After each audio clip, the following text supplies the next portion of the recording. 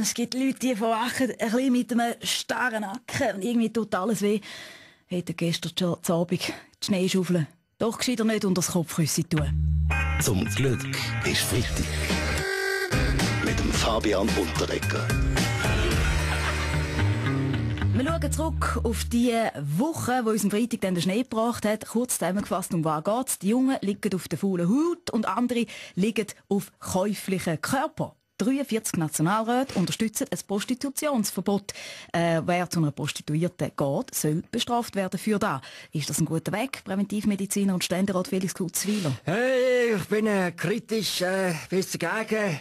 Es ist eine schwammige Grenze. Wie lange bist du noch Lobbyist?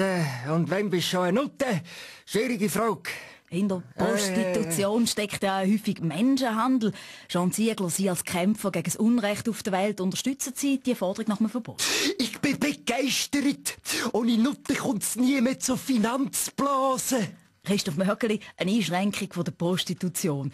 Da dürfte die politisch heisse Debatte ja erst noch kommen. Schauen Sie, solange ich noch das Buch vom Medizinhistorischen Institut geleitet habe, hat es so ein Problem nicht gegeben, oder? Was findest denn du, Christoph?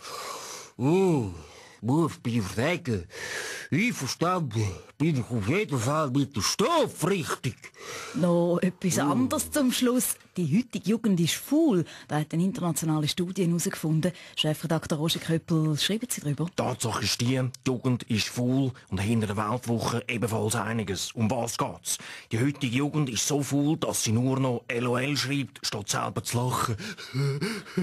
Ist gut, gell? Und noch schnell zum Fußball. Danke vielmals, Herr Köppel. Noch schnell zum Fußball. Die WM-Mannschaften, die sind bekannt. Die Schweiz ist im Topf Nummer 1. Schauen wir geschwind um. Welche Gegner würde man sich da wünschen? Vielleicht Herr Mörgeli? Für mich ist jeder Ausländer ein potenzieller Gegner und umgekehrt, verstehen Sie? An der Stelle vom Herrn Hitzfeld würde ich nur Verteidiger aufstellen. Wir sind ein neutrales Land, das nie angreift, kennen Sie? Und da neben Ihnen steht gerade der Herr Giro, Ihr Lieblingsgegner. Herr Giro, lassen Sie mich raten, Sie hätten gegen all die mit den grünen Liebli. Ja, Liebli. Ja, sehr witzig. Bastian, komm. Sicher nicht auslachen. Ja, gut, sehr witzig. Ich will auf gar keinen Fall gegen Portugal spielen. Oder mit mir als Fan auf der Tribüne wäre ich trotzdem der Ronaldo, der Schönste im Stadion. Und das ärgert mich, das geht gar nicht. Aber mich wundert, Bastian Giro, Sie haben das Ticket, Sie fliegen wirklich auf Brasilien? Ja, nein, sicher nicht. Ich laufe über das Wasser.